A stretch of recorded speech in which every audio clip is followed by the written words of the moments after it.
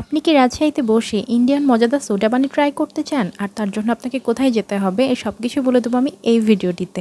আসসালামু আলাইকুম, সবাই কেমন আছেন? আমি যখনই জানতে পেরেছি যে লেমন সোডা পানি এখন রাজশাহীতে পাওয়া যাচ্ছে, তারপর এক মুহূর্ত ওয়েট না করে আমি চলে যাই তাদের ফুড কার্টে। আর সেখানে গিয়ে আমি এতগুলো ফ্লেভার দেখে কনফিউজড হয়ে গিয়েছিলাম যে আমি কোন ফ্লেভারটা টেস্ট করব। তখন ভাইয়া আমাকে বলেন যে তাদের ওয়ান শট এবং কালাকাট্টাটা ট্রাই করতে।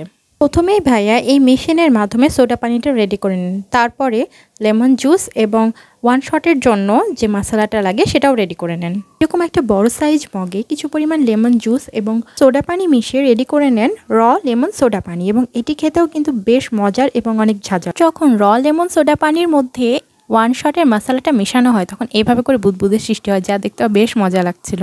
আমার কাছে ওয়ান শটটা খেতে ভালোই লেগেছে। আর কালাকাট্টার ফ্লেভারটাও কিন্তু অনেক মজার ছিল। লেমন সোডা পানি এবং কালাকাট্টার ফ্লেভারটা মিশে সেটা প্রস্তুত করা হয়েছিল। এটা খেতে কিছুটা টক স্বাদের। এখানে শুধু এই দুটা ফ্লেভার না, আর অনেক মজার মজার ফ্লেভার আছে, এবং আমার মনে হয় এখানকার অরেঞ্জ এবং লিচি ফ্লেভারটাও অনেক মজার হবে, এবং এই সবগুলো ফ্লেভারই পেয়ে যাবেন অনেক রিজনেবল প্রাইসে। এই লেমন সোডা পানিগুলো আপনারা পেয়ে যাবেন সিএনবি গণপূর্ত ভবনের ঠিক অপোজিটে।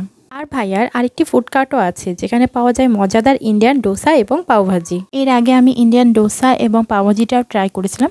আর সেই ফুড কার্টটির লোকেশন হচ্ছে রাজশাহী কলেজিয়েট স্কুলের অপোজিটে। এটা আপনারা হয়তো অনেকেই চেনেন। আর নতুন এই মজার আইটেমটা আমার মনে হয় একবার হলেও টেস্ট করা উচিত। কে কে এই খাবারগুলো ট্রাই করেছেন এবং আপনাদের কাছে এই খাবারগুলো কেমন লেগেছে তা অবশ্যই কমেন্ট করে আমাকে জানাবেন। সবাই ভালো থাকবেন। আল্লাহ হাফেজ।